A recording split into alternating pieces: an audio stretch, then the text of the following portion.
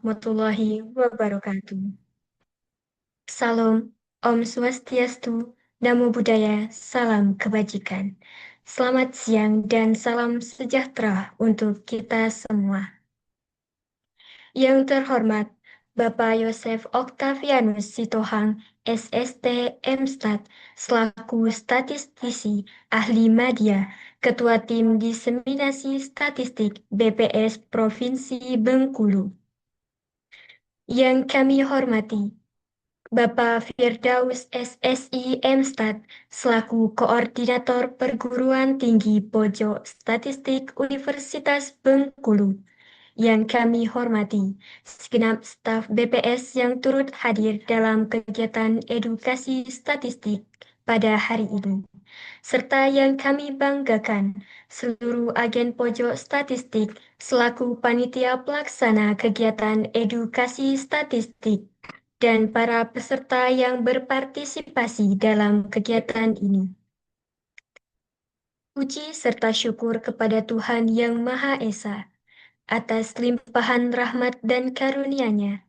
Pada hari ini, Jumat 29 Mei 2026, kita dapat mengikuti kegiatan pembukaan edukasi statistik dengan tema Mengenal AI Agent, Teknologi, Statistik, dan Peran Manusia. Saya Nunsia akan memandu acara pembukaan pada hari ini. Pertama-tama, marilah bersama-sama membuka acara ini dengan mengucapkan lafaz basmalah. Bismillahirrahmanirrahim. Selanjutnya, yaitu menyanyikan lagu kebangsaan Indonesia Raya. Hadirin dipersilakan duduk tegap.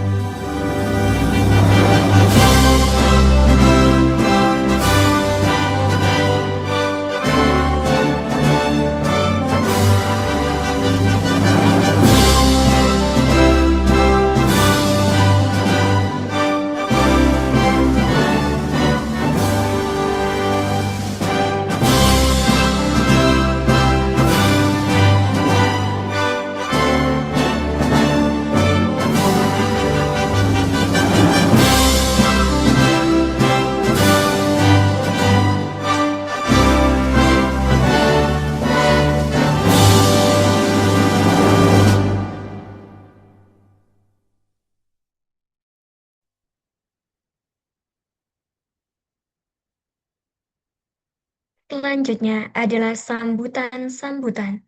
Sambutan yang pertama akan disampaikan oleh Koordinator Perguruan Tinggi Pojok Statistik Universitas Bengkulu kepada Bapak Firdaus SSI MStat.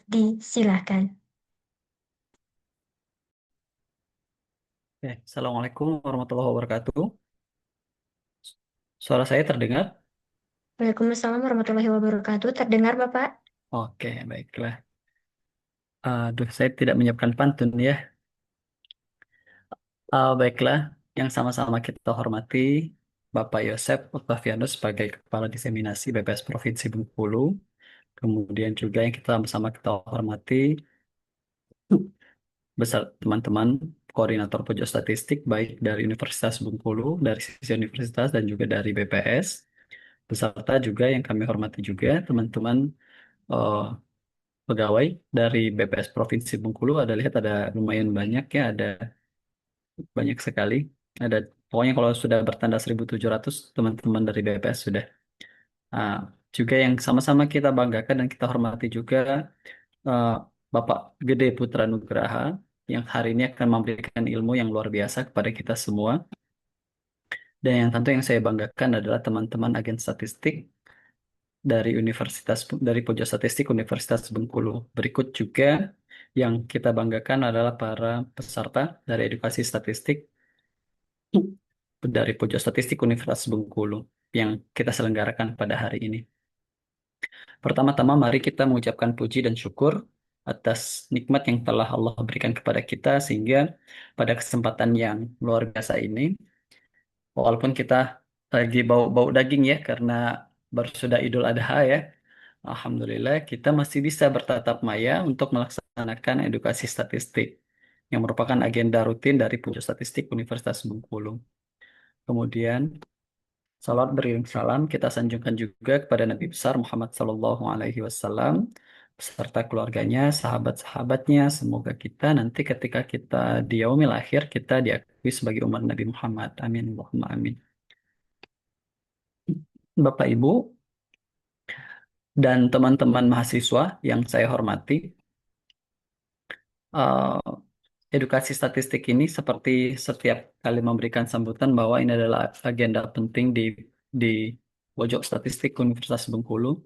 Dan saya juga yakin bahwa ini di pojok statistik di kampus manapun ini adalah sebuah agenda yang penting dalam rangka memenuhi tujuan utama dari pendirian pojok statistik di tiap-tiap kampus, yaitu untuk meningkatkan literasi statistik di kalangan sivitas akademika dan masyarakat.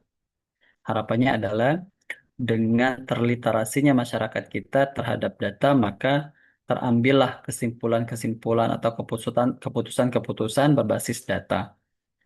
Dan tidak ada mispersepsi lagi dan atau miskonsepsi terlebih lagi terhadap data-data yang dihasilkan oleh BPS. Dan lebih lanjut, kalau ini kemudian dipahami oleh mahasiswa dari kampus manapun, jika mereka memahami data dengan baik, maka penelitian-penelitian atau pendidikan yang sedang dialami oleh mahasiswa adalah akan memberikan dampak yang jauh lebih bermakna karena tidak salah pemaknaan terhadap data. Tujuan utama dari pendirian pojok statistik itu adalah itu. Dan dengan pendirian itu juga, dengan pemahaman itu juga, ini akan mengakselerasi kebermaknaan penelitian yang kita bikin. Atas nama Pojok Statistik Universitas Bengkulu, kami mengucapkan terima kasih sekali kepada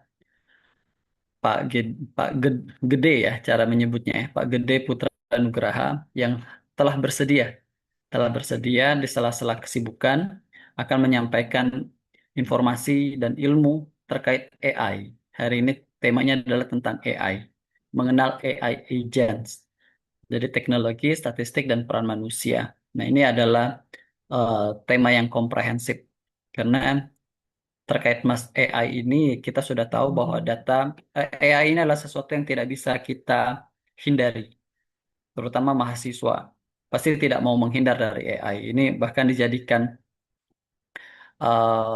ini ya, dijadikan apa namanya?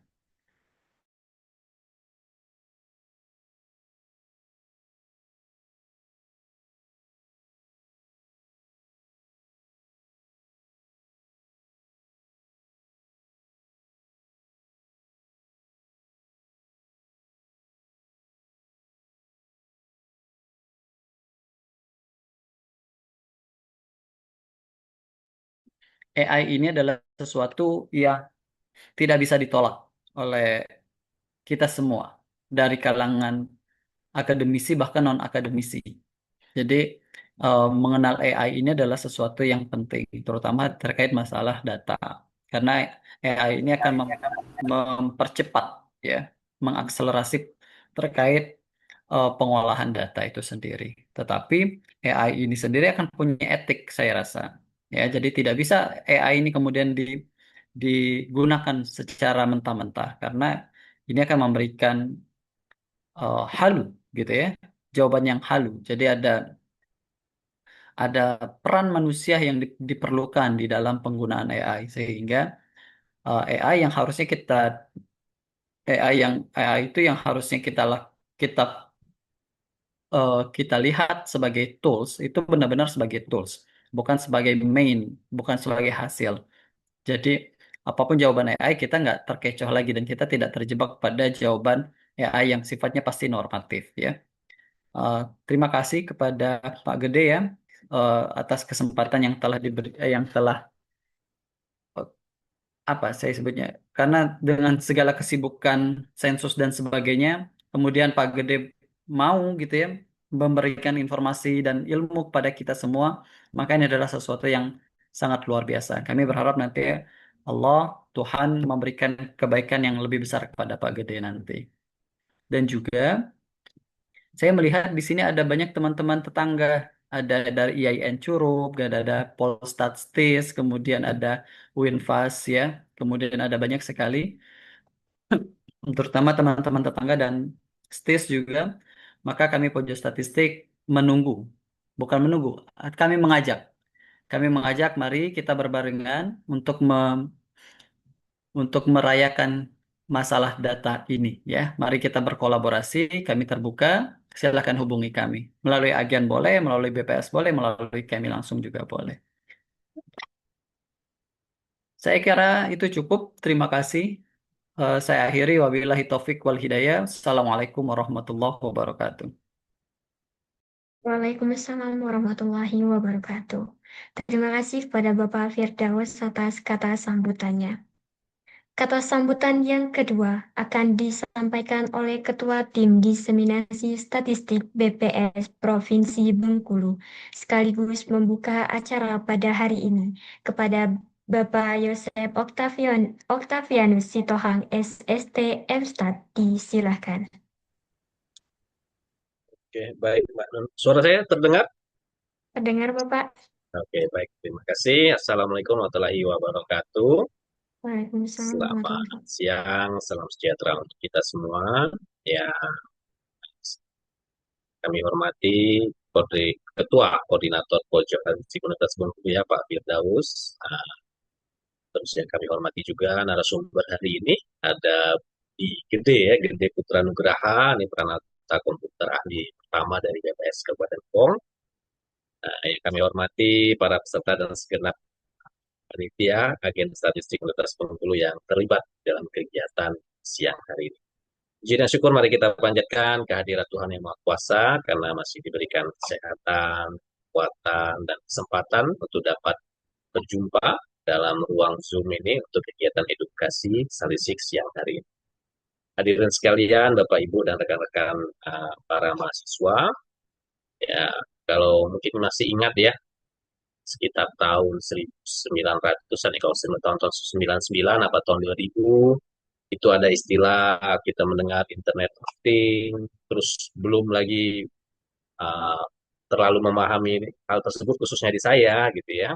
Dan mengenal lagi ada istilahnya big data, terus sampai saat ini keluar lagi istilahnya ada artificial intelligence ya, AI dan lain sebagainya. Tentunya perkembangan teknologi itu dalam keseharian kita itu sangat sangat besar, sangat luar biasa kecepatannya yang tentunya hal ini akan sangat bermanfaat kalau kita bisa memahami dan menggunakannya dengan baik. Oleh karenanya di kegiatan hari ini, kegiatan edukasi statistik yang diselenggarakan oleh Universitas Bengkulu, ini tentu sangat harapan kita dengan hadirnya narasumber hari ini yang mengangkat tema terkait AI ya, AI agent, teknologi, statistik, dan peran manusia. Nah, ini mudah-mudahan apa yang nanti disampaikan oleh narasumber kita siang hari ini bisa sangat bermanfaat bagi kita yang hadir dan ini bisa membuka cakrawala pemahaman kita. Tentunya harapan kami ini bisa bermanfaat tidak hanya bagi para mahasiswa dalam menyelesaikan atau berkutat dengan kegiatan akademisnya, namun bagi kita semua, baik itu dalam keseharian kita, dalam pekerjaan kita, dan lain sebagainya. Jadi sekali lagi kami ucapkan selamat kepada para agen pojok statistik Universitas Bengkulu yang terus konsisten menyelenggarakan kegiatan edukasinya. Saya tahu ini tidak mudah ya, apalagi baru selesaikan ujian kemarin, tapi ya mudah-mudahan dengan kekonsistenan yang sudah dibangun oleh para agen-agen statistik ini bisa memberikan berkah, bisa memberikan manfaat yang baik, tidak hanya para agen sendiri, tapi juga kepada kita semua yang menerima manfaat dari kegiatan yang sudah telah dilaksanakan di hari ini. Ini itu saja yang dapat saya sampaikan. Melihat waktu juga, sekali lagi, tadi saya membuka juga ya sekalian ya, Mbak Nun ya, Iya, dengan Bapak. memohon dari Tuhan Yang Maha Kuasa, maka kegiatan edukasi statistik di siang hari ini secara resmi saya saat nyatakan di. Demikian yang dapat saya sampaikan, lebih dan kurang saya mohon maaf. Saya tutup. Assalamualaikum warahmatullahi wabarakatuh. Waalaikumsalam warahmatullahi wabarakatuh. Terima kasih kepada Bapak Yosep atas kata sambutannya. Agenda selanjutnya yaitu doa. Hadirin yang kami hormati, sebagai rasa syukur kita kepada Tuhan Yang Maha Esa, dalam kesempatan yang penuh berkah ini, marilah sejenak kita tundukkan kepala seraya berdoa bersama. Doa akan dipimpin oleh Saudara Padlan Rahmat Hidayah. Kepadanya disilahkan. Assalamualaikum warahmatullahi wabarakatuh. Baiklah, untuk menambah kelancaran dan keberkahan acara kita pada siang hari ini, alangkah lebih baiknya kalau kita berdoa terlebih dahulu kepada Tuhan Yang Maha Esa. Sebelumnya, izinkan saya memimpin doa secara Islam bagi Bapak, Ibu, dan teman-teman yang beragama non-Islam, dimohon menyesuaikan menurut kepercayaan dan ajaran agama masing-masing. A'udzubillahiminasyaitonirrajim. Bismillahirrahmanirrahim. Alhamdulillahirrabbilalamin. Allahumma salli ala Sayyidina Muhammad wa ala ali Sayyidina Muhammad. Ya Allah ya Rahman, pada hari ini di ruang maya ini kami hendak menyelenggarakan acara edukasi statistik dengan memohon ridha dan izin-Mu. Berkahilah semua langkah dan perbuatan kami dan ilmu yang bermanfaat bagi kami. Ya Allah ya Wahid, Engkau yang Maha Satu dan mempersatukan. Lancarkanlah kegiatan kami pada siang hari ini agar lebih bermanfaat untuk agama, negara, dan bangsa ini. Ya Allah ya Ghafur, Engkau yang Maha Pengampun atas segala dosa. Ampunilah dosa kami, dosa orang tua kami, dosa para pemimpin kami, dosa para pejuangmu dan dosa para pendahulu kami. Tempatkanlah kami dan mereka semua dalam lindungan dan rahmat ampunanmu. Ya Allah ya Mujib, Engkau yang Maha mengabulkan doa, perkenankanlah doa dan permohonan kami. Rabbana atina fid dunya hasanah wa fil akhirati hasanah wa qina azabannar.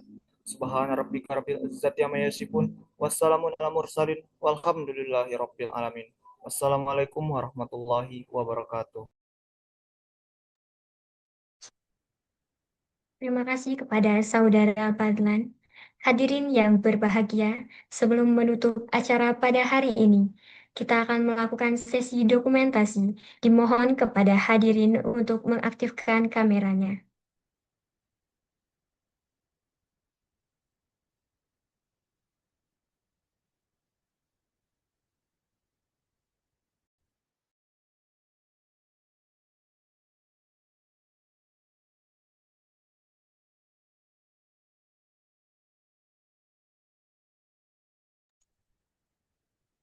Baik, sesi dokumentasi akan saya pandu. Untuk slide pertama dalam hitungan 1, 2, 3.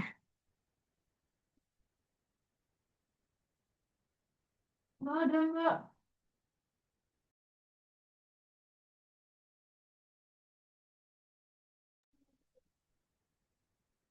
Baik, slide kedua. 1, 2, 3.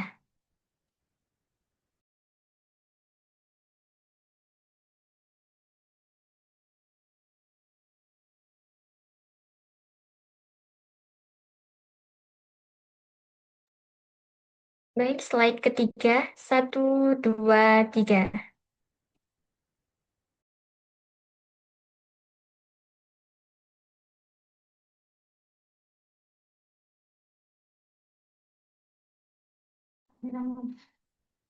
Baiklah, acara demi acara telah kita lalui dan tibalah kita di penghujung acara yaitu penutup.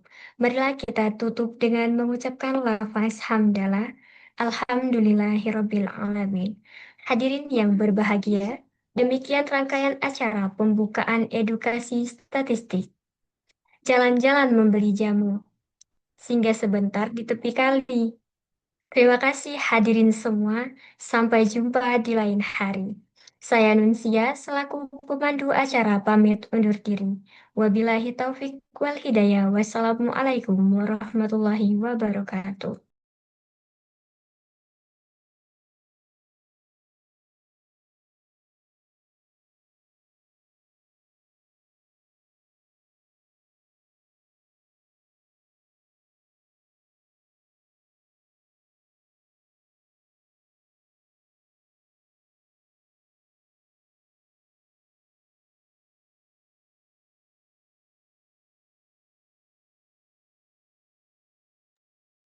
Baik hadirin semuanya, acara selanjutnya akan dipandu oleh moderator hebat kita yaitu Tia Violeta. Kepada moderator disilahkan.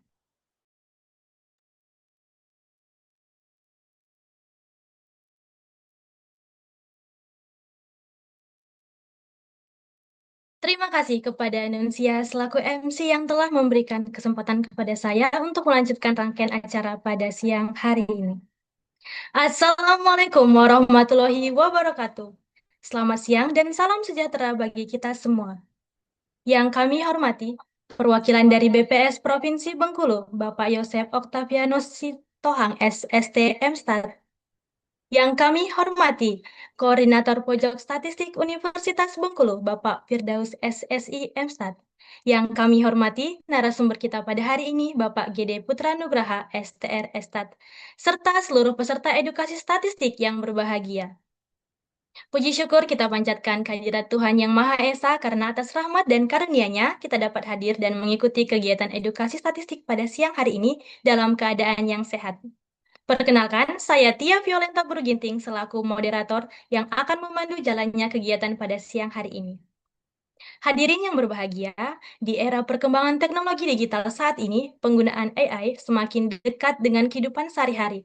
Teknologi AI bahkan mulai dimanfaatkan dalam berbagai bidang termasuk statistik dan pengolahan data.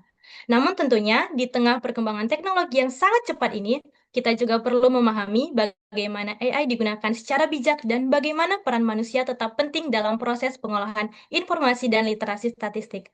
Oleh karena itu, melalui kegiatan edukasi statistik hari ini, kita akan bersama-sama belajar mengenal AI agents, teknologi statistik, dan peran manusia. Sebelum memasuki sesi penyampaian materi, izinkan saya terlebih dahulu memperkenalkan pemateri kita pada siang hari ini. Beliau adalah Bapak Gede Putra Nugraha, STR Estat, lulusan Politeknik Statistika STIS, yang saat ini bertugas di BPS Kabupaten Lebong sebagai Peranata Komputer Ahli pertama. Baik, halo Bapak, apa kabar? Halo, baik-baik, kabar baik. Alhamdulillah. Baik Bapak, sebelum memasuki materi, mohon izin sebelumnya saya sampaikan bahwa sesi pemaparan materi akan berlangsung kurang lebih selama 40 menit, kemudian akan dilanjutkan dengan sesi tanya jawab dan diskusi selama kurang dari 20 menit. Dan kepada seluruh peserta yang hadir secara online pada siang hari ini, dipersilakan untuk mempersiapkan pertanyaannya yang nantinya dapat disampaikan pada sesi tanya jawab dan diskusi setelah pemaparan materi selesai. Baik Bapak, kepada Bapak GD Putra Nugraha STR Estat, waktu dan tempat kami persilahkan. Oke, saya mau share screen.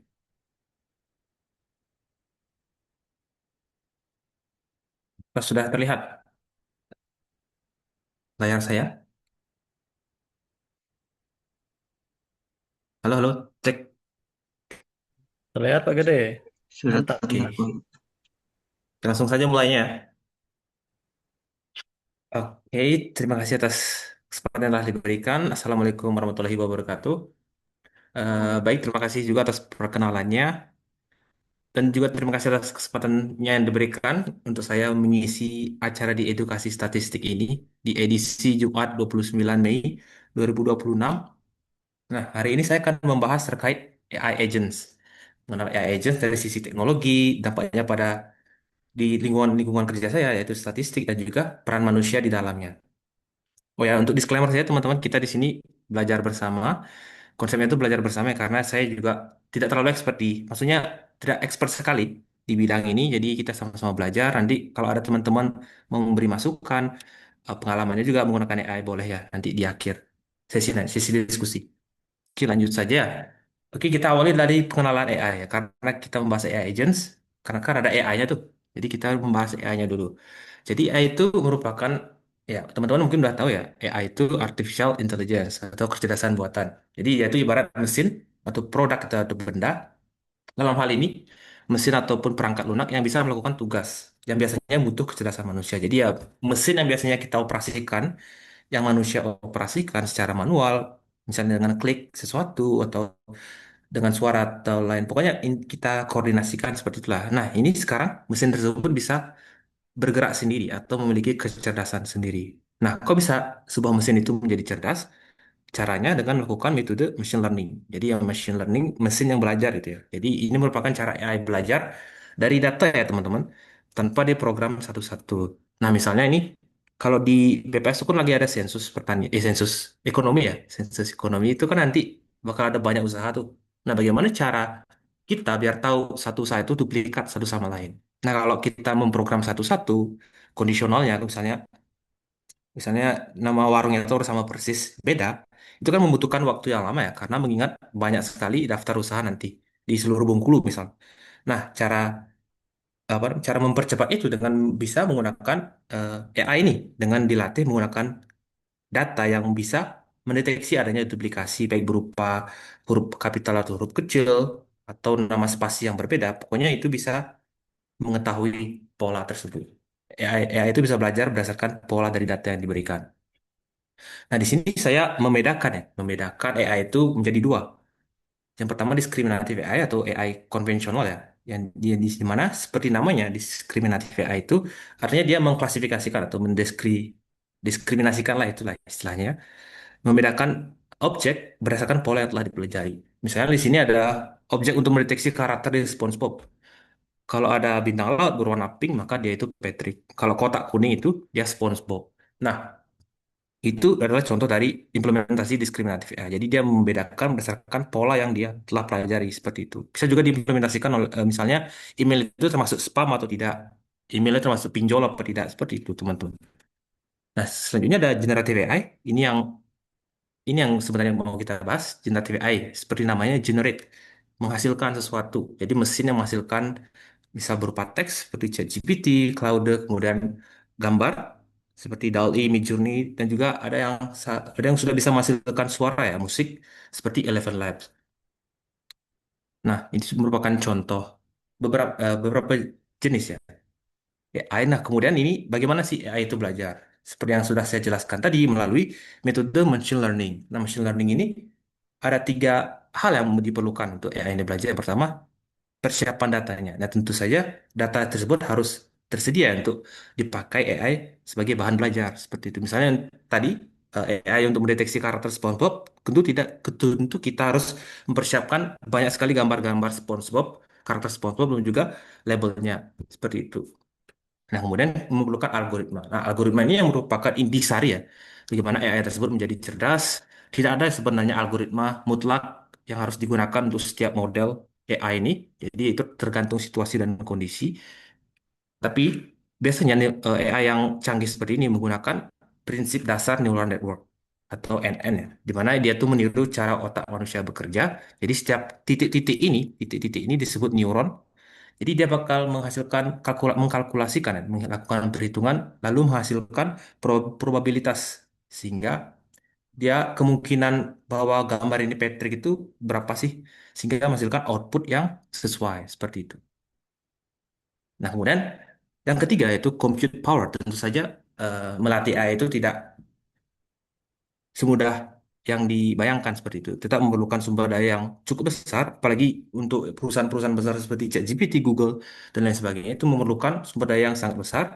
Teman-teman yang gamers mungkin tahu ini benda ini apa ya? Benda ini GPU atau graphic card. Jadi dia tuh yang digunakan untuk melakukan proses pelatihan AI. Kenapa ini digunakan? Karena dia memiliki ribuan core yang bekerja secara paralel. Jadi kalau kita tanpa GPU ini, itu tidak akan bisa berjalan secara paralel dan membutuhkan waktu training yang sangat lama sampai ratusan tahun. Maka dari itu digunakanlah berjuta-juta buah GPU ini. Jadi teman-teman kalau mau memakai AI itu saya sarankan menggunakan yang untuk sesuatu yang berguna seperti belajar, membuat tugas, bukan membuat hal-hal yang aneh-aneh seperti itu ya. Jadi karena setiap mesin AI ini berjalan itu bisa sampai menghabiskan satu air bersih untuk satu desa. Itu ya, sekali membuat video beberapa detik itu bisa menghabiskan air bersih dalam satu desa. Jadi ya, bijaklah menggunakan AI ini, teman-teman. Nanti kita kehabisan air. Nah, itu tadi cara AI belajar. Nah, karena tadi sudah dibilang bahwa AI itu tidak sepenuhnya benar atau tidak mutlak benar, karena AI itu juga bisa salah. Hal ini dinamakan halusinasi. Jadi kadang AI itu bisa halu. Jadi teman-teman harus benar-benar skeptis terhadap output yang diberikan AI ini. Karena dia itu belajar dari pola, bukan fakta. Mungkin yang provider AI itu mengajarkan yang tidak benar, bisa sih ya salah kan. Hasilnya itu salah. Makanya harus benar-benar skeptis.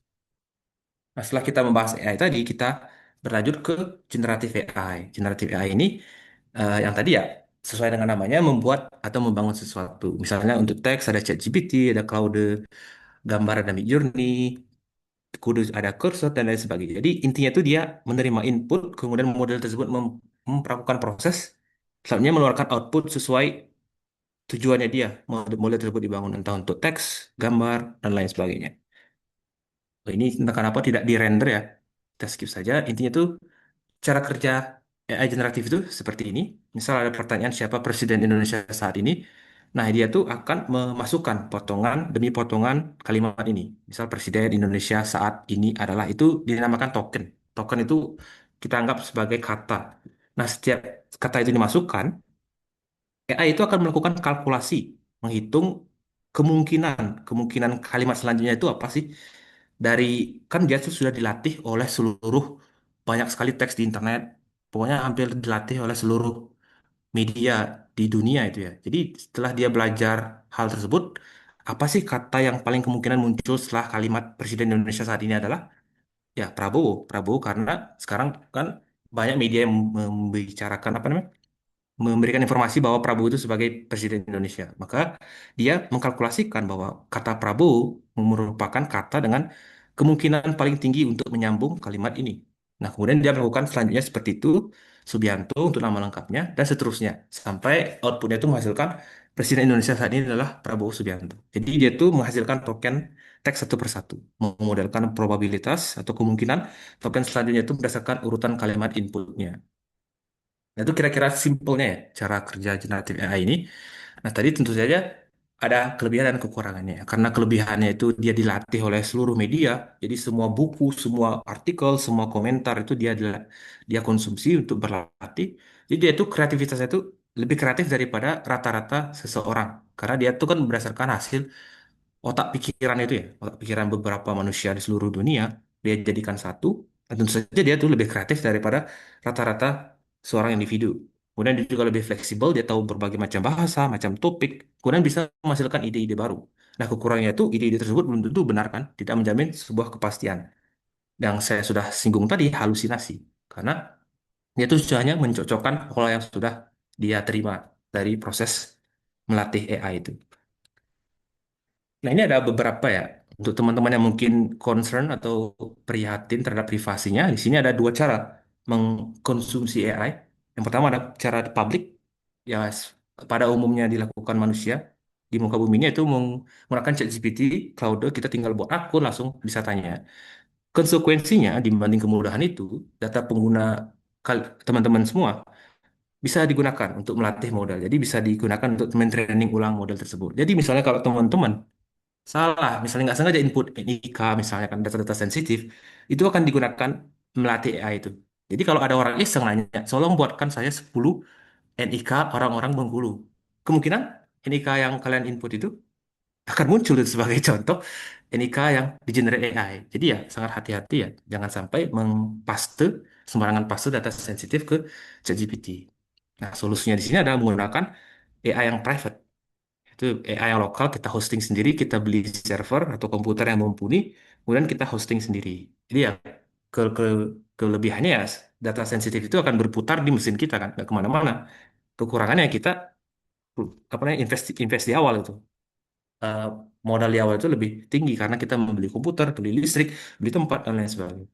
Nah, solusinya saat ini ya pakai yang hybrid ya. Misalnya kalau data-data yang publik atau kurang sensitif itu bisa pakai yang general, kemudian kalau sensitif itu bisa hosting pribadi. Nah, ini adalah beberapa opini ya terkait AI. Ada yang skeptis, ada yang masih apa namanya masih ragu, ada yang masih terancang gitu kan. Ada yang optimis juga, ada yang bahagia gitu dia nggak kerja lagi, udah digantikan oleh AI, jadi bisa berkebun. Nah, jadi banyak sekali opini terkait AI ini. Padahal realitinya itu masih di tengah-tengah ya. AI itu masih akan terus berkembang. Saat ini mungkin sudah berguna. Bagi saya sudah sangat berguna ya, membantu kita untuk mengerjakan tugas-tugas yang sangat banyak ini. Jadi ya sebenarnya ini tergantung masing-masing pribadi ya. Jadi ya AI ini akan terus berkembang. Jadi ya tentu saja diharapkan untuk manusia itu seperti yang saya bilang strict gitu ya. Sangat ketat terhadap pengawasan, skeptis terhadap output AI ini. Nah, sekarang tadi sudah dibahas AI, generatif AI. Sekarang cara kita memerintah AI. Itu namanya prompt engineering ya. Ada beberapa teknik yang mau saya share. Jadi prompt engineering itu misalnya kita mau pesan makanan. Jadi semakin detail, misal ada mau pesan telur mata sapi, kita mau yang setengah matang, tapi pinggirnya crispy. Jadi semakin kita detail, semakin kita banyak omong di AI itu, maka outputnya itu akan semakin memuaskan, semakin sesuai. Karena emang AI itu sebenarnya harus ditempa, dipecut istilahnya orang-orang ini, mecut AI. Jadi ya harus benar-benar spesifik agar sesuai ekspektasi kita. Jadi di sini saya kelompokkan ada 4 yang mungkin teman-teman harus tahu ya terkait teknik prompt engineering ini. Pertama ada ICL.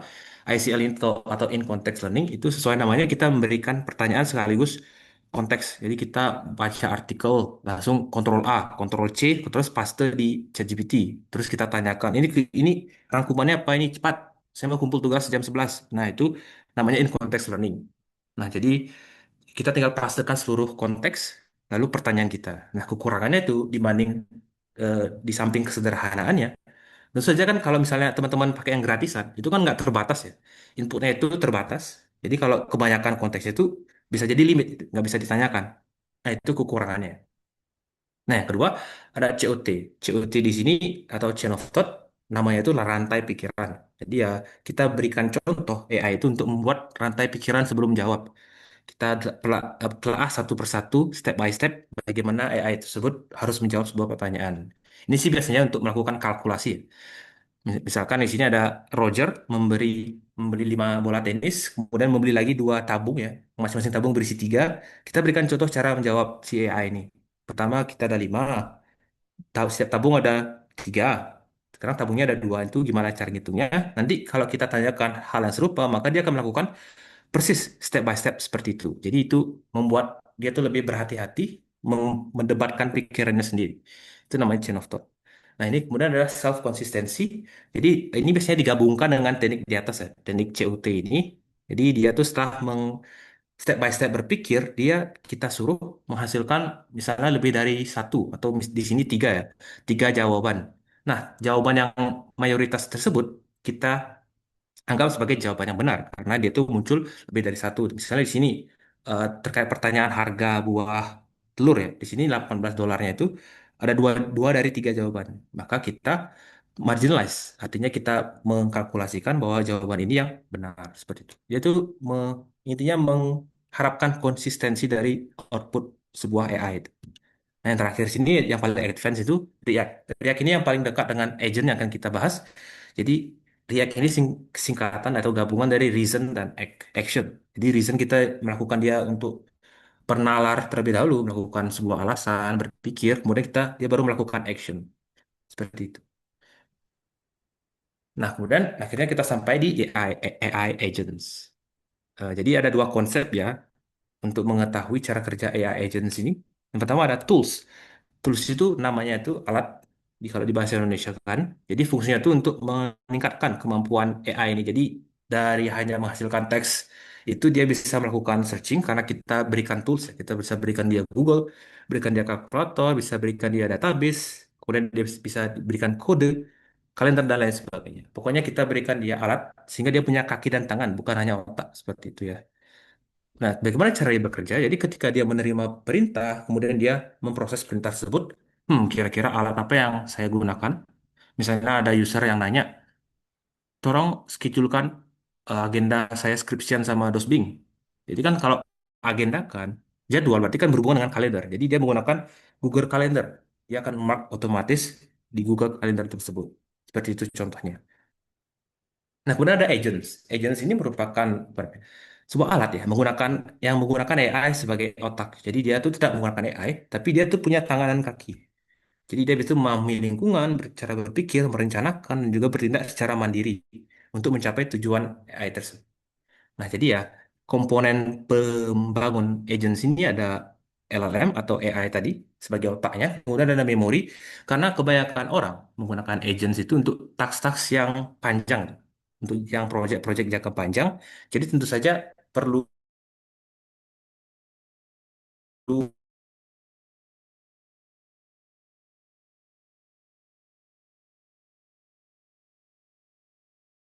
Halo teman-teman, tadi terputus ya?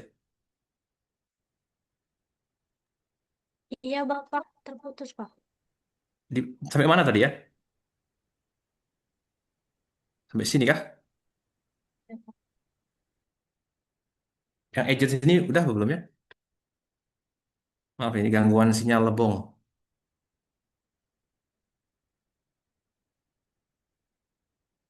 Oke, lanjut saja ya. Ini saya harap ini cuma terputus di bagian sini. Jadi komponen pembangun AI agents itu adalah LLM atau AI-nya sebagai otak. Kemudian ada memorinya karena AI agents ini biasanya digunakan untuk melakukan proyek jangka panjang. Jadi dia itu harus mengingat step by step apa yang telah dia lakukan. Jadi dia tuh perlu memori. Kemudian ada planning. Nah, planning ini yang hal yang paling saya suka di AI agents ini karena dia melakukan perencanaan ya sebelum melakukan bertindak. Jadi dia merencanakan, merangkum perintah, perintah dari majikannya, kemungkinan melakukan planning terhadap apa yang harus dilakukan. Jadi kayak to-do list seperti itu. Kemudian terakhir adalah tools tadi. Jadi AI agents itu ada AI-nya, ada memorinya, ada planning module, kemudian ada tools yang digunakan. Nah, kemudian ini beberapa perbedaan antara AI biasa dan juga agents. Kalau AI biasa itu hanya menghasilkan language output atau input bahasa, jadi cuma bisa menghasilkan teks, sedangkan agents itu sudah bisa memberikan action. Nah, ini agents ini memerlukan LLM sebagai otaknya. Nah, tools itu bisa berupa pencarian, bisa berupa kode, kalkulator, dan juga API. Apa itu API? Nanti kita akan bahas. Nah, kenapa agents? Agents itu sebenarnya sangat super powerful ya di era AI ini ya. Karena yang pertama, otonomi itu artinya dia otomatis. Dia tuh bisa melakukan beberapa teks itu secara otomatis. Dia tuh bisa apa namanya mengeksekusi to-do list-nya sendiri.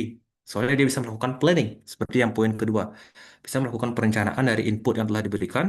Dia akan merangkum input user itu menjadi step by step yang clear sehingga dia apa namanya bisa mengeksekusinya secara rapi. Kemudian dia akan menyimpan setiap eksekusinya itu dalam memori sehingga dia ingat oh bahwa step 2 itu apa saja yang saya hasilkan, kemudian apakah ada error, adakah evaluasi dan seterusnya. Itu yang peran dari memori. Kemudian ada error handling ya karena dia bisa bekerja secara otomatis, dia bisa menghandle error itu sendiri.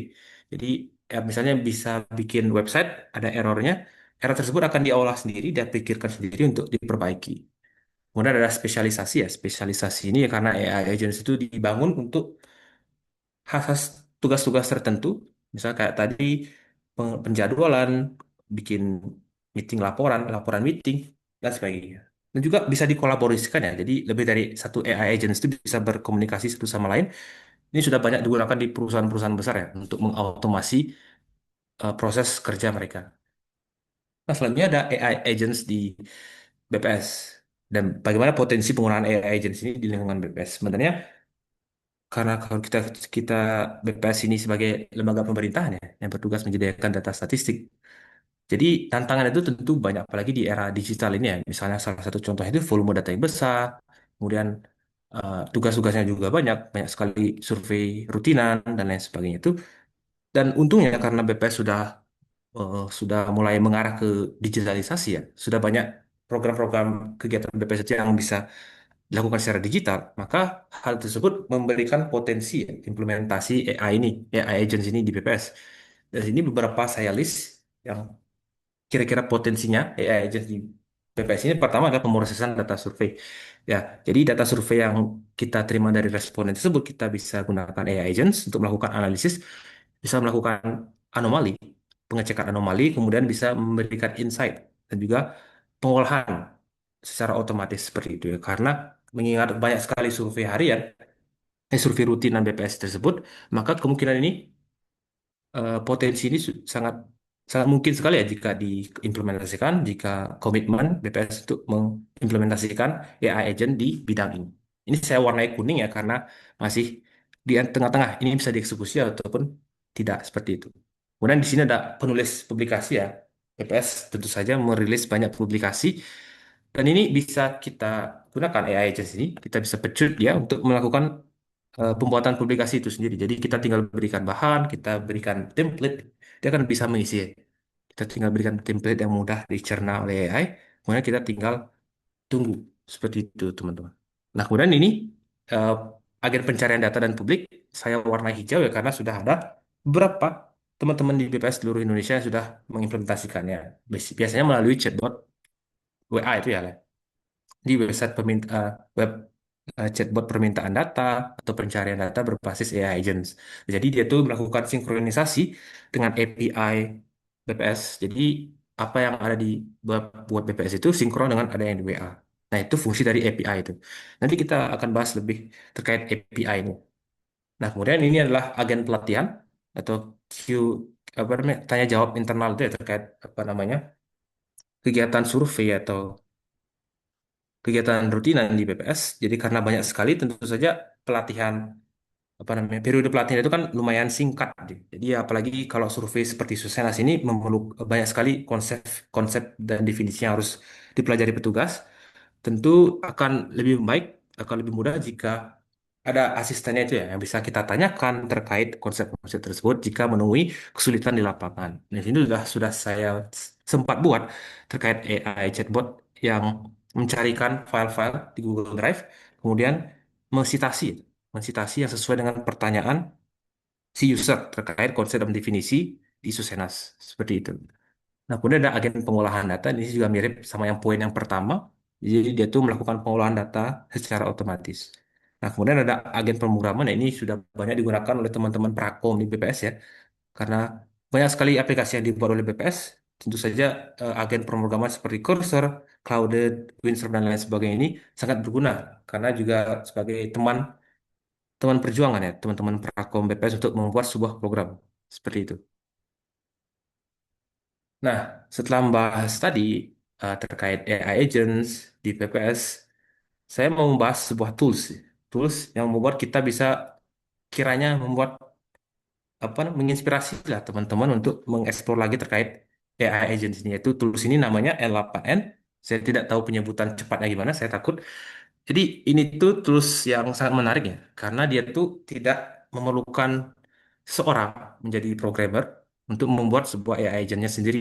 Jadi dia tuh menggunakan konsep yang namanya workflow. Workflow itu artinya alur. Jadi kita mau bikin AI agent apa? Jadi misalnya kita bikin AI agent tanya jawab sebuah data. Nah, gimana cara kita membuat sebuah dari alur tersebut dari awal sampai akhir? Apa yang men-trigger? Apa yang membuat alur tersebut dimulai? Kemudian step step atau actionnya gimana? Kemudian logiknya, data perpindahan datanya bagaimana dan juga hasilnya output itu bagaimana. Itu namanya workflow. Ini konsep yang digunakan oleh N8N ini, teman-teman. Nah, kemudian saya sudah tadi nyebut API, apa itu API? Jadi API itu merupakan singkatan dari Application Programming Interface. Jadi dia tuh berfungsi sebagai jalur atau jembatan yang memungkinkan berbagai aplikasi saling berkomunikasi. Jadi satu sama lain, misalnya web BPS ingin mengimplementasikan AI di websitenya. AI-nya si OpenAI ya, ChatGPT. Nah, BPS tidak mungkin memprogram ChatGPT dari awal. Soalnya eh, BPS itu hanya ingin menggunakan sebagian kecil fitur dari OpenAI tersebut atau ChatGPT tersebut. Jadi dia menggunakan yang namanya API. Jadi dia tinggal menggunakan memanggil fungsi API tersebut dan juga dan akhirnya bisa diimplementasikan di website BPS itu sendiri. Jadi konsepnya itu kayak tiket itu ya. Tiket apakah tiket itu valid atau tidak? Tiket itu diberikan user kepada server, kemudian server itu mengecek tiket ini sesuai apa tidak ya. Nah, kalau sesuai, maka dia akan diberikan akses, misalnya akses konser, silakan nikmati fasilitas ini. Jadi ya kira-kira gambaran API itu seperti itu. Jadi komunikasi antar sistem-sistem tanpa harus membuat sistem satu sama lain dari awal. Nah, kemudian ada konsep NCP. MCP ini ibaratnya itu sebagai adapter kabel ya. Jadi kan sekarang banyak banget nih provider AI, ada Claude, Gemini, Cursor, dan lain sebagainya. Toolsnya juga banyak, ada Google, ada Microsoft, ada Slack, ada Apple. Nah, gimana cara kita komunikasikan satu sama lain? Sedangkan kalau kita coding manual, setiap coding itu beda strukturnya, teman-teman. Misal dari apa namanya dari OpenAI ke Gmail tuh beda, Claude ke kalender tuh beda. Jadi bagaimana cara kita menseragamkan komunikasi dua arah antara AI dan juga tools ini. Nah, lahirlah konsep MCP ini. Jadi dia tuh kayak adapter ini seperti pada gambar, dia tuh menseragamkan jadi sebuah terminal yang menghubungkan semua tools AI dan juga tools-tools eksternal lainnya yang akan digunakan AI untuk membuat sebuah agent seperti itu. Jadi konsep ini sangat powerful karena bisa mempermudah kita tanpa harus melihat satu persatu dokumentasi jika membangun sebuah AI agent seperti itu, teman-teman. Nah, kemudian lanjut ke N8N ini. N8 ini adalah sebuah tools ya, low code. Low code itu artinya kita tidak perlu coding-coding berat ya, low. Simple aja. Automation tool yang tinggal drag and drop digunakan untuk membuat sesuatu menggunakan konsep workflow tadi. Nah, ini open source ya. Kenapa N8N? Karena dapat digunakan oleh non-developers seperti yang saya bilang tadi ya. Ini bisa drag and drop saja, berbasis visual itu, bukan melakukan pemrograman. Kemudian integrasinya ini sangat lengkap. Jadi node-node-nya itu sangat lengkap sekali ya. Dan juga bisa menghubungkan ke hampir semua software. Karena software yang baik tentu saja memiliki API. Jadi ya, kalau sudah kalian teman-teman membangun software yang baik, API teman-teman itu bisa digunakan untuk berkoordinasi dengan L8N ini. Nah, kemudian di sini ya sama seperti orang eh, eh, concern privacy AI tadi, di sini cara menggunakan N8N bisa menggunakan cloud, jadi bikin akun di N8N atau self-host atau kita hosting sendiri. Sama seperti tadi ya AI yang cloud sama yang hosting sendiri. Nah, kemudian saya ingin mendemokan ya mendemokan si N8 ini nih. Bentar.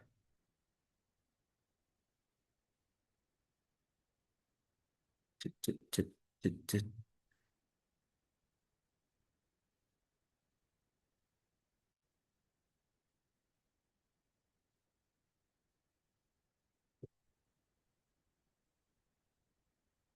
Nah, ini adalah tampilan ya, tampilan N8N kalau kalian sudah install atau kalian sudah login. Nah, di sini tampilan itu seperti inilah kira-kira. Jadi N8 itu berbasis web ya. Jadi saya di sini hosting sendiri. Kalau teman-teman mau melakukan biar nggak ribet hosting sendiri, bisa ke halaman N8N ini. Jadi tinggal bikin akun di sini sign in. Di eh, kekurangannya itu ya workflow kalian tuh cuma dikasih 5 ya kalau gratis. Sedangkan kalau yang di hosting sendiri ini kita nggak terbatas bikin sebanyak apapun workflow-nya. Nah, di sini teman-teman bisa create workflow kalau sudah setup seperti ini bisa create workflow. Ini akan loading sebentar. Nah, ini yang dimaksud integrasi tadi. Misal kita mau bikin WhatsApp chatbot, kita ada namanya WhatsApp, WhatsApp bisnis. Kemudian kalau mau Telegram, Telegram, ada Instagram juga. Pokoknya banyak sekali tools-tools yang bisa diintegrasikan dengan N8N ini. Oh, sudah oh, ini Instagram. Jadi ya banyak sekali tools-tools yang sudah bisa terintegrasikan secara langsung ya, secara default oleh N8N ini. Jadi ini sangat sangat menarik sebenarnya untuk dieksplor. Di sini saya sudah membuat beberapa contoh ya. Contoh workflow yang kira-kira bisa apa namanya, memberikan sedikit gambaran bagaimana workflow ini bekerja, AI agent ini bekerja.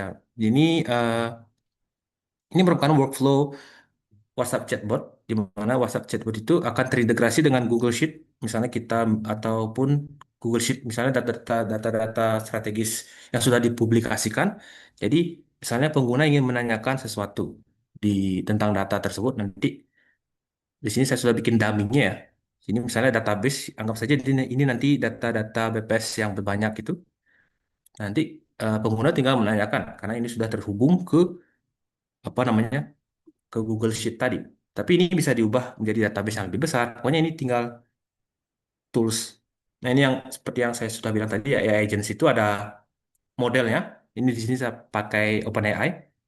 Kemudian ada memorinya untuk mengingat step by step. Kemudian yang terakhir ada toolsnya. Ini tools ini terbatas ya. Di sini bisa lihat kita bisa tambah tools sebanyak yang kita mau. Tapi saya untuk skenario ini saya cuma perlu Google Sheet. Nah, di sini saya menggunakan yang unofficial. Jadi dia tidak tidak resmi itu ya, menggunakan WhatsApp chatbot yang tidak resmi. Jadi karena kalau menggunakan yang resmi itu harus berbayar. Saya tidak punya modal ya. Kalau BPS teman-teman ataupun kalian ingin melakukan membuat yang profesional, lebih profesional mungkin ya, WhatsApp chatbot mungkin bisa menggunakan API resmi dari Meta sini.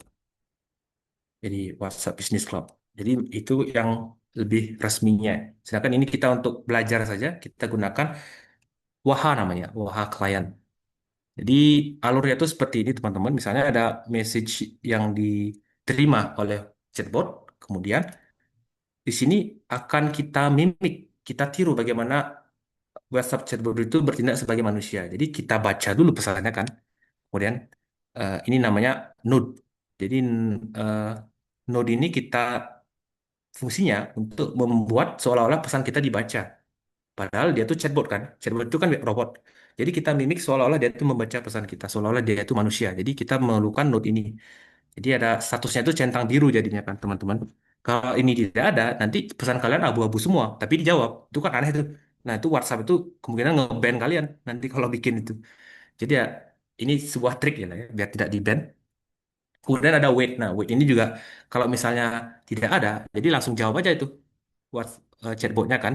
Jadi kita beri jeda sedikit agar tidak terdeteksi bot itu lah ya. Jadi ini main-mainan orang miskin aja teman-teman. Karena kita tidak bisa afford yang resmi, jadi kita buat yang untuk belajar saja sih teman-teman. Untuk untuk edukasional. Jadi ya wait ini berfungsi untuk menjeda input yang diterima WhatsApp chatbot kita. Di sini saya melakukan perhitungan dibagi 5 ya. Di misalnya ada input beberapa kalimat itu panjangnya akan dibagi 5. Nah, itulah sejumlah waktu yang diperlukan untuk mendelay sebuah pesan yang masuk agar tidak terdeteksi sebagai robot seperti itu. Nah, kemudian akhirnya kita melakukan trik lagi nih, start typing. Jadi dia kelihatan itu dia tuh mengetik kan, padahal robot itu bisa langsung mengeluarkan output kan, seperti itu. Jadi kita akali lagi start typing ini. Nah, kemudian akhirnya kita menuju ke AI agent. AI agent ini merupakan node. Di sini bisa kita lihat AI agent. Ini ya berisi 3 komponen yang harus teman-teman penuhi. Pertama ada AI itu sendiri. Di sini teman-teman bisa memilih ya. Ini tidak hanya AI open dari OpenAI aja ya. Di sini ada Gemini, Claude, AI agent bisa kita apa? Di sini bisa dari Claude, ada dari Gemini. Pokoknya banyak sekali provider-provider di sini ya. Kita tambah-tambah di. Nah, di sini ada pilihannya. Ada Anthropic, ada Azure, ada Google, ada DeepSeek. Pokoknya banyak sekali pilihan AI di menu AI agent ini. Kemudian ada memori. Memori ini untuk menyimpan tadi, menyimpan histori, konteks, sehingga orang-orang pengguna model ini bisa mengingat siapa kita ataupun permintaan kita sebelumnya. Di sini kita ada saya contohkan ya. Nah, di sini saya coba kemarin, nama saya siapa? Nama saya Winnie. Nah, halo Winnie, senang bertemu denganmu. Saya asisten virtual. Nah, kalau ditanya lagi nama saya siapa, dia bilang saya tidak mau, saya tidak tahu nama Anda. Karena kita tidak menggunakan tools memori tadi. Nah, sedangkan kalau saya sekarang sudah hubungkan dengan memori tadi, halo nama saya Jack. Sekarang dia menyapa, kemudian saya tanya lagi, nama saya siapa? Nama Anda Jack. Nah, itu perbedaan ya, perbedaan mana tadi? Perbedaan jika tidak menggunakan memori ini. Jadi memori ini sangat penting. Kalau teman-teman ingin chatbot teman-teman itu mengingat apa yang penggunanya lakukan. Seperti itu. Nah, kemudian yang bagian terakhir adalah tools. Tools ini tidak terbatas jumlahnya. Bisa menggunakan tools sebanyak mungkin.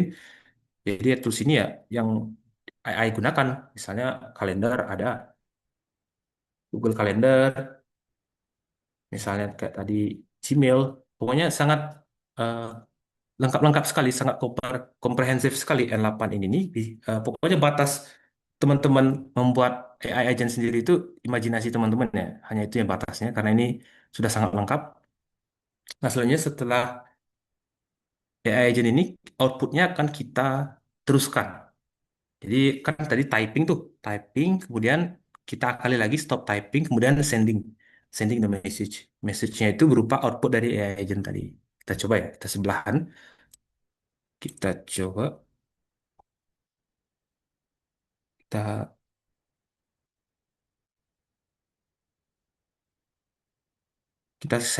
kita tadi sudah hubungkan dengan data dummy ini ya. Misal kita tanya tingkat pengangguran paling tinggi, hopefully it work.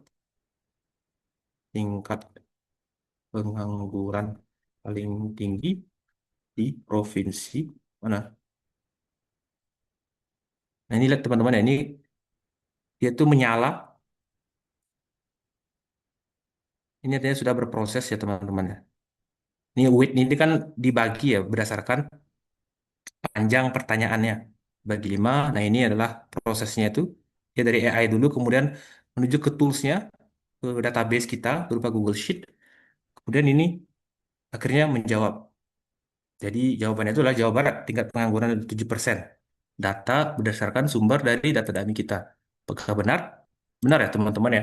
Jadi dia itu sesuai dengan tools atau Google Sheet yang telah kita berikan, dia itu mengambil data dari sana secara otomatis kemudian memberikan output ke WhatsApp chatbot ini.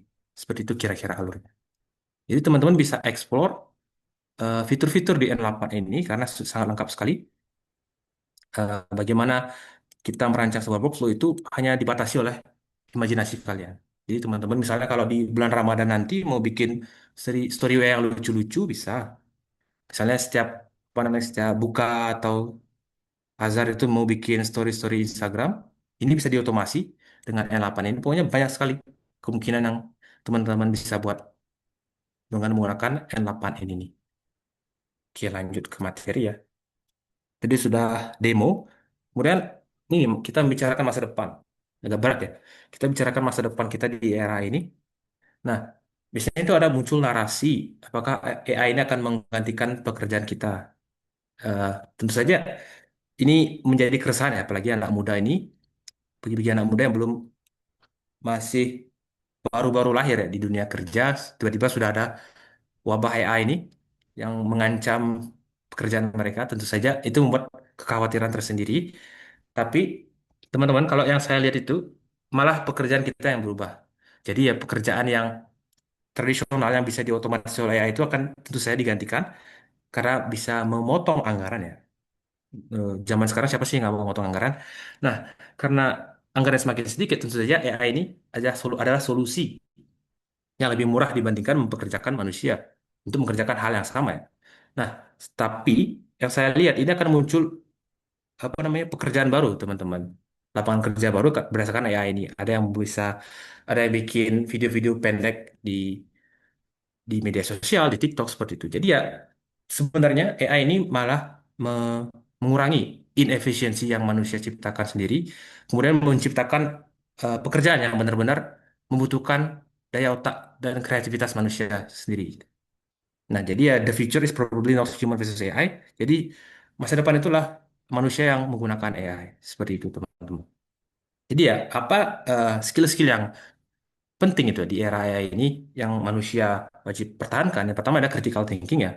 Saya di awal sudah bilang bahwa kita harus bersikap skeptis terhadap AI ini. Jangan langsung percaya terhadap output AI ini. Kemudian komunikasi ya tentu saja kita harus melakukan komunikasi bahkan tadi saya sudah terangkan bagaimana berkomunikasi dengan AI. Kemudian ada domain knowledge. Domain knowledge ini yang karena manusia itu karena AI itu kan dilatih berdasarkan menggunakan data yang banyak, ya. Tapi datanya itu masih di level dasar. Nah, sedangkan manusia itu bisa belajar sampai level terdalam gitu, sampai expert. Nah, maka dari itulah manusia-manusia seperti itu tidak akan tergantikan oleh AI. Malah AI ini makin meningkatkan kapabilitas manusia tersebut yang sudah memiliki domain knowledge. Misalnya seorang ekonomi yang sudah paham apa namanya ilmu-ilmu ekonomi dengan dibantu AI itu sudah menjadi sangat powerful kan karena dia memiliki domain knowledge-nya. Kemudian adalah etika dan juga responsibility. Nah, di sini orang-orang yang khususnya di lingkungan government ya, karena kita juga menghargai privasi para responden, tentu saja di, tidak bisa 100% menggunakan AI ini dalam lingkungan kerja kita. Tentu saja memerlukan peran manusia di dalamnya. Seperti itu, teman-teman.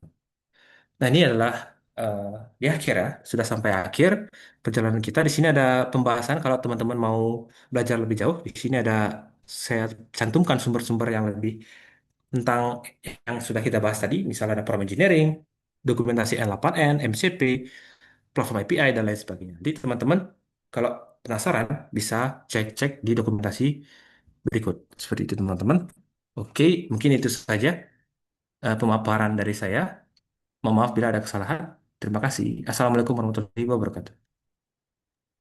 Waalaikumsalam warahmatullahi wabarakatuh.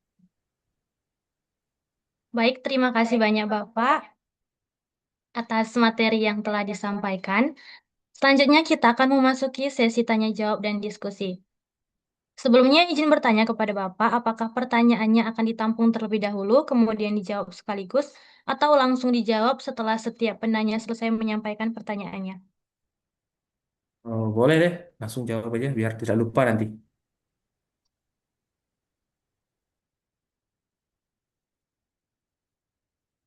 Boleh langsung langsung aja. Baik, terima kasih Bapak. Bagi peserta yang ingin bertanya pada sesi pertama, dipersilakan untuk mengangkat tangan secara virtual terlebih dahulu, kemudian mengaktifkan kamera, memperkenalkan diri, dan menyampaikan pertanyaan kepada pemateri.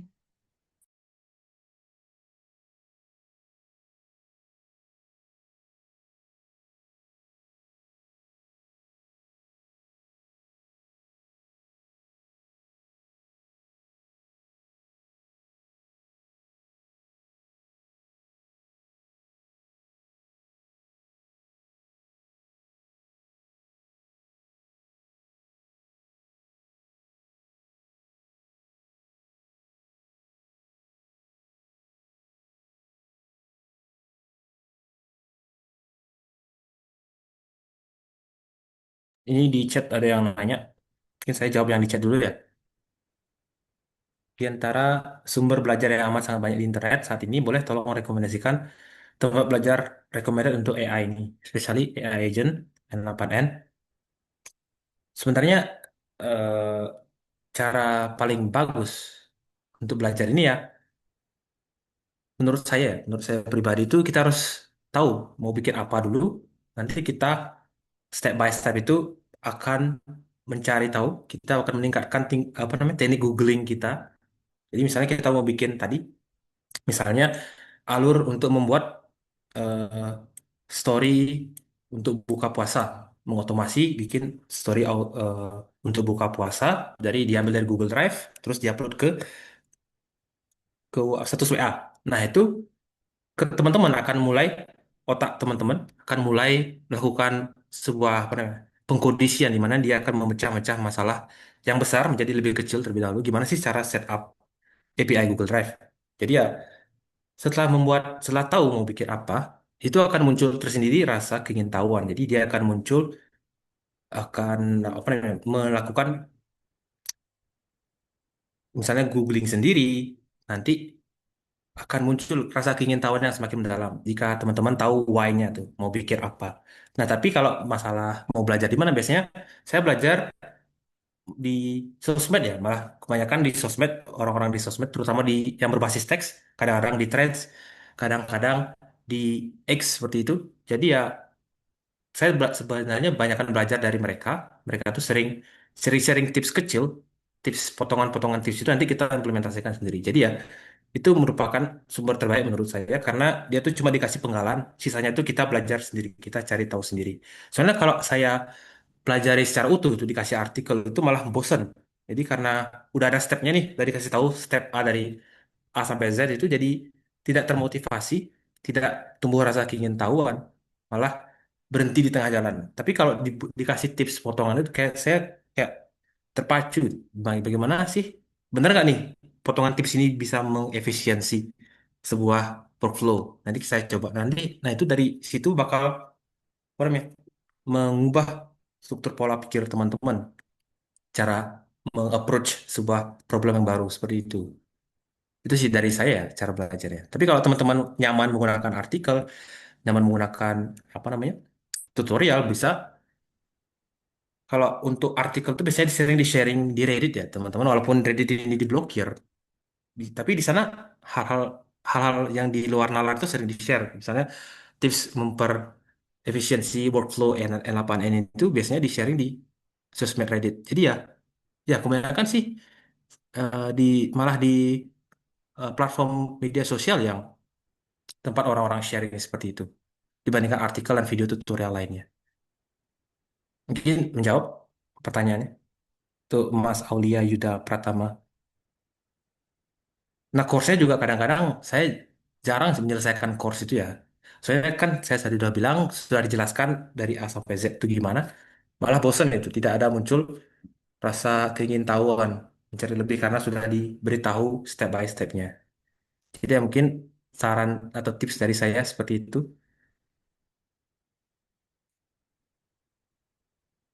Lagi, ada lagi pertanyaan? Baik, terima kasih Bapak. Mungkin apakah masih ada pertanyaan dari teman-teman?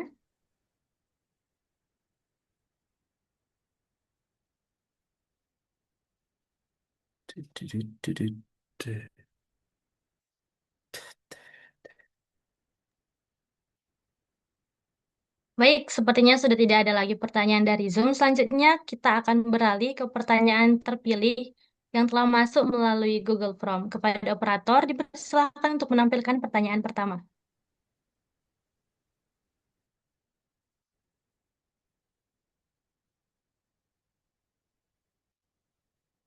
Mhm.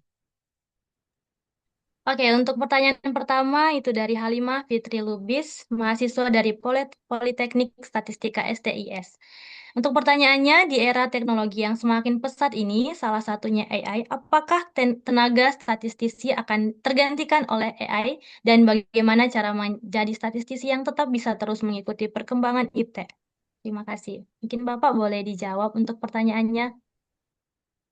Oke, pertanyaan yang sangat sangat ini ya, sangat menarik. Jadi ya karena seperti yang saya sudah bilang tadi, AI ini em, sudah sangat berkembang, sudah perkembangan itu sangat pesat. Nah, apakah akan tergantikan oleh AI? Jadi ya jawaban saya itu akan sama terus ya. Jadi ini tergantung manusia sendiri dan saya harap manusia-manusia seperti kita ini akan tetap skeptis, akan tetap improve walaupun ada di era AI ini. Kenapa? Karena kalau bicara statistik itu kan kadang-kadang memerlukan sebuah empati. Nah, sedangkan kalau mesin itu kan tidak memiliki empati.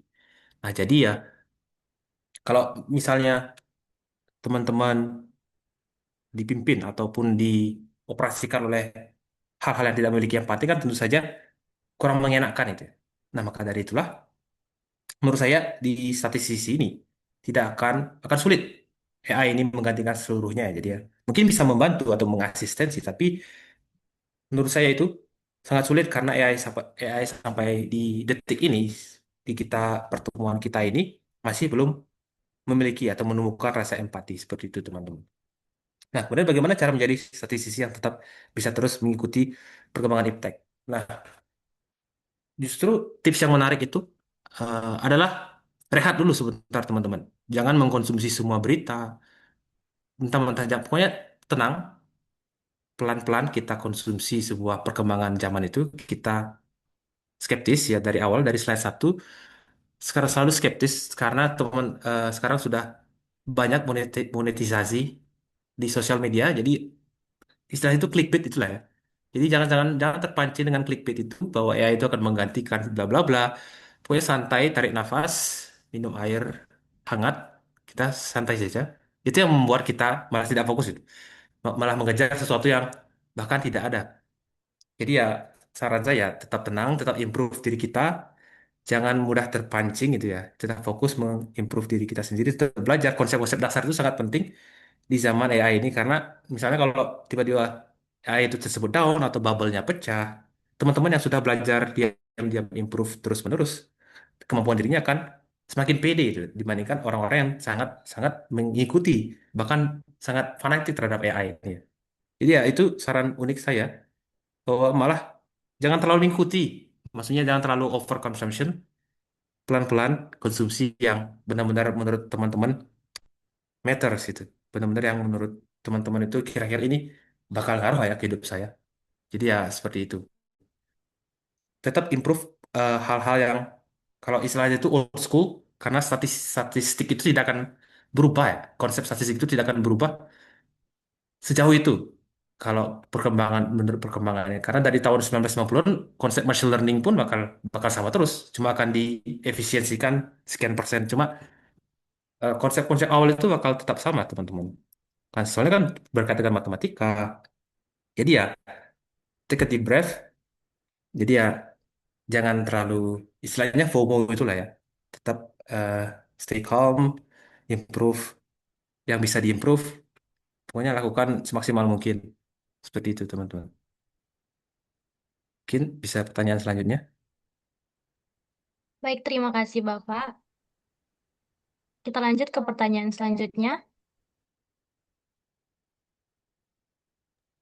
Pertanyaan selanjutnya dari Gabriel Stephen Royandi Hutasoid, mahasiswa dari Politeknik Statistika STIS. Untuk pertanyaannya, melihat perkembangan teknologi saat ini, seberapa siap infrastruktur data dan SDM kita di daerah untuk mulai mengadopsi AI agents dalam penyusun publikasi statistik berkala? Ini bisa dijawab, Bapak. Oke, untuk sekarang sih sebenarnya seberapa siap infrastruktur ya? Sebenarnya melihat harga-harga token di pasaran saat ini sebenarnya sudah sangat mumpuni sebenarnya kita sudah mengautomasi ya. Misalnya kalau kita diberikan setiap daerah itu bisa mengelola mengadopsi AI agentnya sendiri. Itu menurut saya itu sudah bisa sebenarnya membuat publikasi-publikasi secara otomatis berdasarkan AI agent ini. Mengadopsi AI agent. Karena kan template-nya sudah tersedia, kemudian data-datanya tinggal kita masukkan. Mungkin yang trik itu di gambar-gambarnya, mungkin itu mengkonsumsi banyak token, tapi menurut saya tuh masih bisa diakali dengan teknik-teknik efisiensi token. Agar lebih efisien, outputnya itu tidak terlalu over gitu ya, outputnya itu tidak terlalu over sehingga mengkonsumsi banyak token. Jadi menurut saya itu sudah sebenarnya tergantung daerahnya masing-masing apakah komit tidak me- mengimplementasikan AI agents ini untuk menyusun publikasi seperti ini. Tapi menurut saya melihat harga-harga token yang sekarang makin murah, kemudian model-model sekarang makin bagus, menurut saya sudah tinggal menunggu waktu kita implementasikan publikasi statistik ini secara berkala.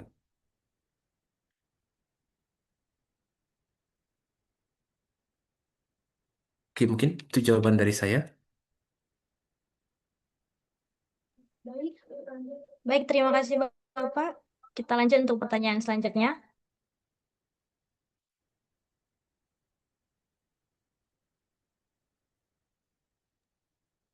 Oh. Pertanyaan selanjutnya dari Indah Manfati Nur, merupakan dosen dari Universitas Muhammadiyah Semarang. Untuk pertanyaannya, bagaimana dampak sosial dan transformasi pasar kerja di era AI agents? Oke, ini pertanyaan yang sangat menarik juga ya. Bagaimana dampak sosial dan transformasi pasar kerja di era agents, AI agents ini. Jadi tentu saja dampaknya itu karena sekarang sudah banyak beredar bahwa mereka itu eh, sebenarnya pasar kerja terutama di lingkungan digital itu sudah cepat sekali berubah ya, teman-teman. Sekarang tenaga-tenaga kerja yang fresh graduate itu sangat minim sekali lowongan kerjanya karena sudah bisa di-approach menggunakan AI. Jadi perusahaan-perusahaan yang peng-hire fresh graduate itu lebih kira-kira lebih menguntungkan jika berlangganan AI dibandingkan dengan meng-hire manusia asli. Jadi ya manusia manusia manusia asli kan kira-kira gajinya itu sekian. Nah, kira-kira kalau kita gantikan AI yang bisa bekerja secara paralel itu kira-kira sekian dan ternyata lebih hemat. Nah, itu mungkin paradigma perubahan transformasi pasar kerja di era AI ini ya karena sudah sangat sedikit sangat sulit mencari lowongan kerja terutama yang fresh graduate. Kebanyakan itu memerlukan senior, senior, senior, mid ya. Jadi ya memang sekarang berubah pasar kerja di era AI agents ini karena semua bisa terotomatisasi. Kemudian untuk dampak sosialnya tentu saja meningkatnya tingkat pengangguran ya mungkin ya. Tingkat pengangguran karena sekarang bahkan lulusan informasi teknologi pun lulusan kampus-kampus ternama pun mulai resah itu karena susah sekali mencari pasar kerja di era agency ini. Tapi saya harap teman-teman semua jangan putus harapan ya, tetap improve apa namanya diri sendiri, improve improve kemampuan diri karena pasti akan ada kesempatan karena AI ini jangan sebagai lawan gitu ya. Saya di slide sudah bilang jangan jangan sebagai kita musuhan AI itu gunakan AI ini bangun portofolio sebaik-baiknya gunakan AI sebagai tempat belajar misalnya tempat belajar mau belajar bahasa asing itu AI itu sangat bagus untuk mengajari kita bahasa asing. Jadi ya kita manfaatkan AI ini sebaik-baiknya untuk menghadapi kondisi sosial dan juga transformasi pasar kerja yang sangat saya sudah bilang brutal sekali ya. Bahkan kalau dilihat datanya dari Amerika itu bahkan ya lumayan menurun gitu ya. Apalagi untuk yang fresh graduate. Mungkin seperti itu.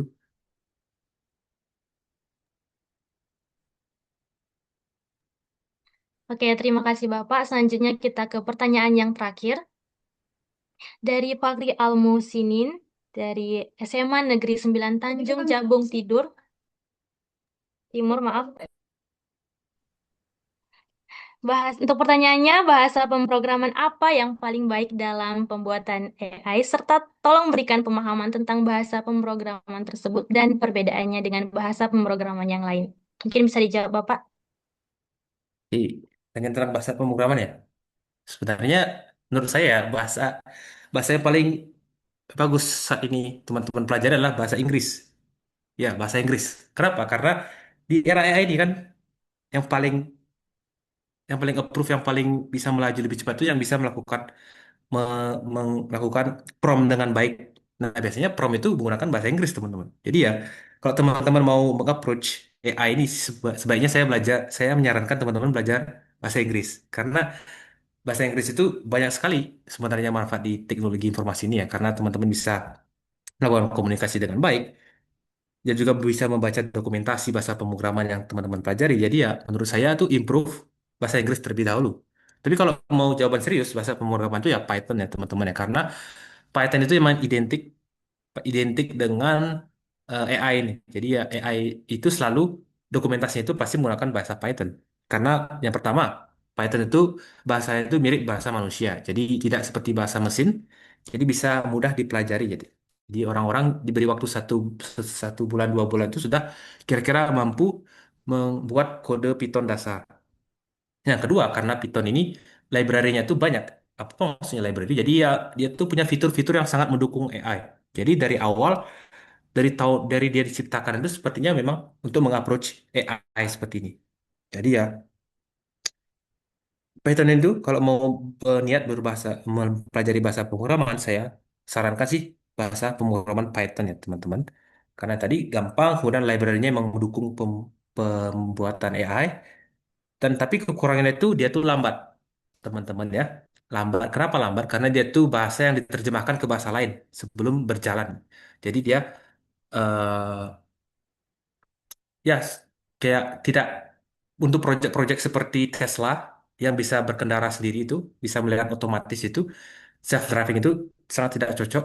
Apalagi untuk pokoknya yang diperlukan presisi kecepatan waktu yang sangat tinggi itu Python itu tidak cocok. Yang kedua ini karena bahasa yang mudah, tentu pasarnya itu banyak, saingan kalian banyak itu ya.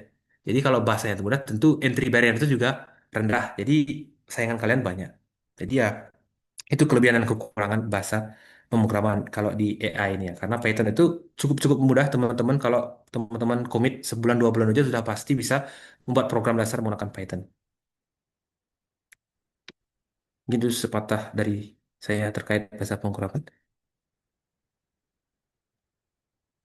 Baik, terima kasih banyak Bapak untuk jawabannya. Sesi tanya jawab kita cukupkan sampai di sini. Terima kasih kepada seluruh peserta yang telah berpartisipasi aktif dalam sesi diskusi pada sore hari ini. Sebelum kegiatan kita akhiri, kami persilahkan kepada Bapak Gede Putra Nugraha STR Estat untuk menyampaikan closing statement atau pesan penutup kepada seluruh peserta. Closing statement ya. Eh, Gunakan AI dengan bijak, teman-teman, karena itu mengkonsumsi banyak sekali air bersih. Serta ya jangan pesimis ya, tetap semangat di era AI. Gunakan AI sebagai teman untuk belajar. Bola adalah teman, seperti kata Subasa. Jadi ya gunakan AI itu untuk mengapproach masalah. Jangan menjadikan AI sebagai masalah. Gini itu saja. Sekian dari saya.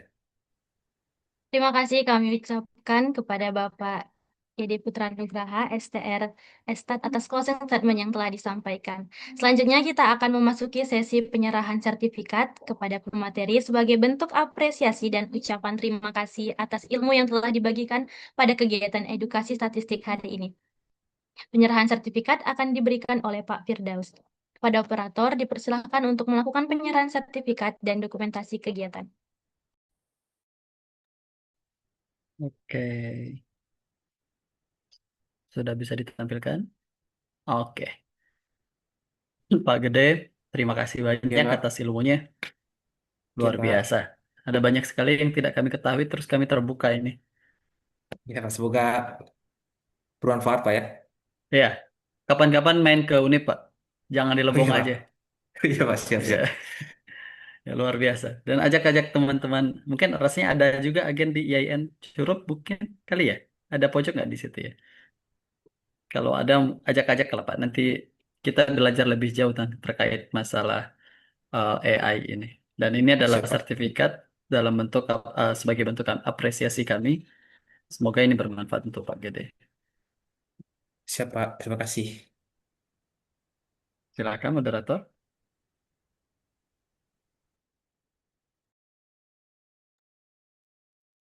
Baik, terima kasih kepada Bapak Firdaus atas ketersediaannya untuk menyerahkan sertifikat.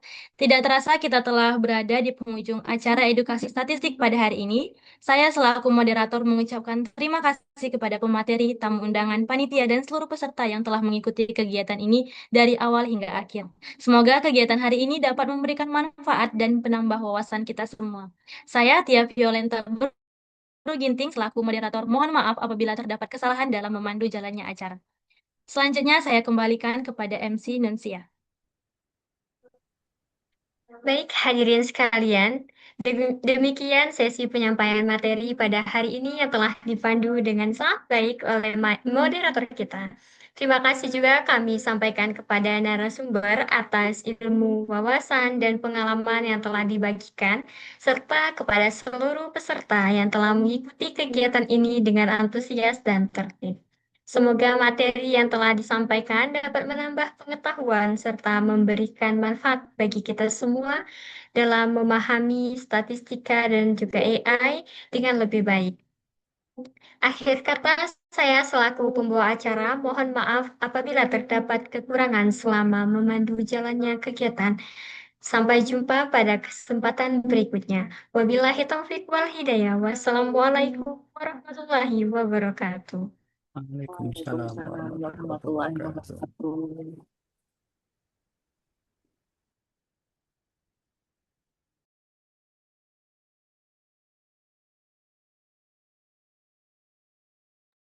Izin live ya, teman-teman. Terima kasih.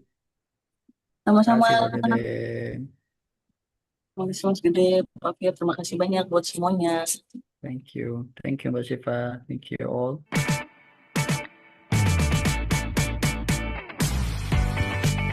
Selamat datang di Pojok Statistik Universitas Bengkulu. Halo teman-teman semuanya, kenalan dengan Pojok Statistik Undip yuk. Kira-kira apa aja ya yang ada di dalamnya? Ayo kita lihat.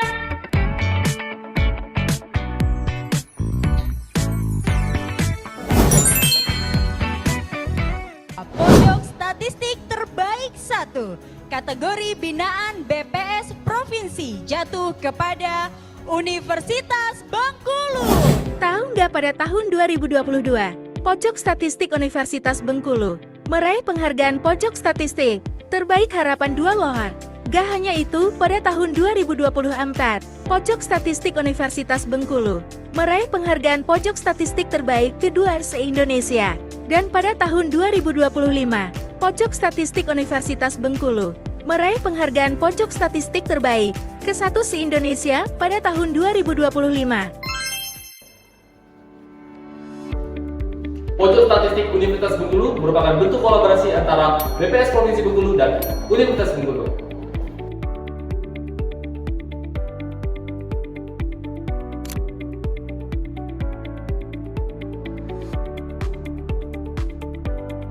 Pojok Statistik Universitas Bengkulu memiliki beberapa fasilitas dalam menunjang kinerja pembelajaran, seperti ada meja dan komputer konsultasi data, kemudian ada meja belajar, ada komputer umum, kemudian ada rak sepatu, ada juga rak buku, kemudian ada galon air minum, dan juga masih banyak fasilitas lain yang bisa kalian temui di Pojok Statistik Universitas Bengkulu. Pojok Statistik Universitas Bengkulu juga bisa menjadi tempat konsultasi data dan belajar yang nyaman karena difasilitasi oleh AC yang dingin, karpet yang nyaman, dan bimbel yang bisa bertidur. Pojok Statistik Universitas Bengkulu terbuka untuk umum. Jadi, kalian bisa datang kapan saja dengan jam operasional sebagai berikut. Kalian masih bingung di mana lokasi Pojok Statistik Universitas Bengkulu? Kalian ikuti kami.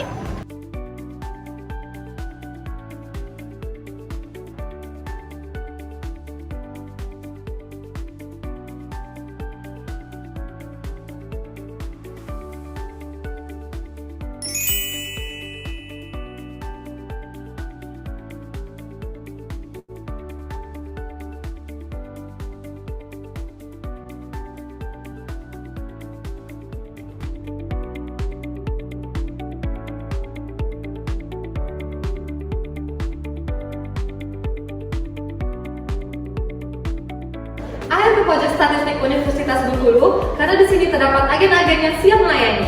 Ditunggu kehadirannya di Pojok Statistik Universitas Bengkulu.